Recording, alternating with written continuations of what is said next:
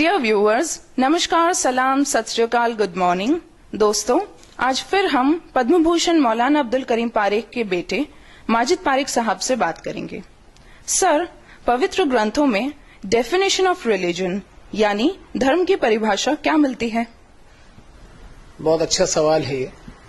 देखिए मैडम, आज दुनिया हमारी जेब में हम लिए घूम रहे हैं। इसमें हम देख सकते हैं कि जिन जिन देशों ने मजहबी जुनून को छोड़ा वो तरक्की कर गए हैं।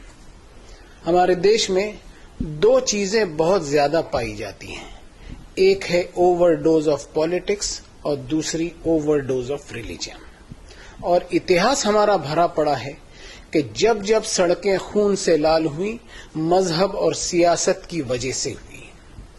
हम भारत की सैर कर लें, ईस्ट से वेस्ट तक, नॉर्थ से साउथ तक, ज्यादातर हमारी मस्जिदें, दरगाहें, मठ, मंदिर, गुरुद्वारे एनक्रोचमेंट और अतिक्रमण पर मिलेंगे। इस पर हम सोचें कि हम पब्लिक प्रॉपर्टी का धर्म के नाम पर अतिक्रमण करें सिर्फ इसलिए कि हमें ईश्वर की इबादत, प्रार्थना और वर्शिपिंग करनी है, तो मैं समझता हूं कि हम एक तरफ पब्लिक प्रॉपर्टी का अतिक्रमण कर रहे हैं और दूसरी तरफ भगवान की इबादत, पूजा, वर्शिपिंग की उसे रिश्वत पहुंचा रहे हैं। हम सोचें कि क्या वो इससे खुश हो जाएगा?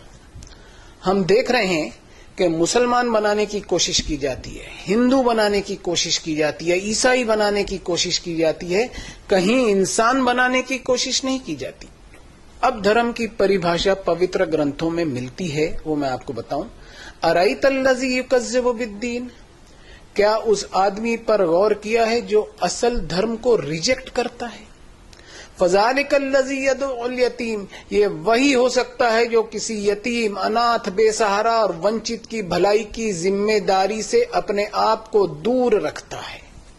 और वला यहुद्दु अला तामिल मिस्कीन, इसके दिल में कभी कोई तड़प नहीं उठती कि किसी भूखे को कम से कम खाना ही खिला दे। इसके खुद के डाइनिंग टेबल पर एक से बढ़कर एक चीजें होती हैं, लेकिन इसे कभी किसी भूखे की भूख का एहसास नहीं होता। अब गौर से सुनिए क्या कहा गया। फ़वैलुल लिल मुसल्लीन अल्लज़ीना हुम अन सलातिहिम साहून अल्लज़ीना हुम युराऊन व यमनऊनल माऊन। सो बर्बादी है ऐसे नमाज पढ़ने वालों की, ऐसे इबादत करने वालों की, ऐसे पूजा अर्चना, उपासना और वर्शिपिंग करने वालों की जो इबादतें तो बहुत करते हैं, लेकिन उनकी इबादतों में केवल दिखावा होता है।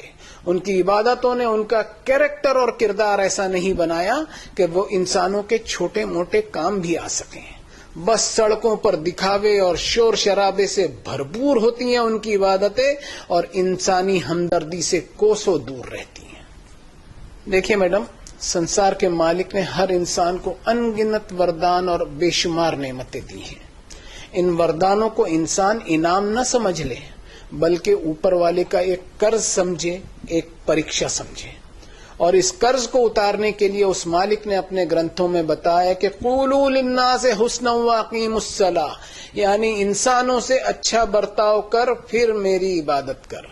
लोगों को उनके अधिकार देता चला, ये सोचते हुए कि जो कुछ तेरे पास है उसमें से तुझे इंसानों के लिए कंट्रीब्यूट करना है, और इस कंट्रीब्यूशन में तुझे कभी किसी पर कोई एहसान नहीं जतलाना है, बल्कि ये समझते हुए कंट्रीब्यूट करना है कि लोगों का तुझ पर अधिकार निकलता है जिसे तुझको अदा करना ही करना है, इसलिए कि जो चीज तू हासिल किए हुए है वो तेरी खुद की प्रॉपर्टी नहीं, बल्कि उसका असल मालिक मैं हूं।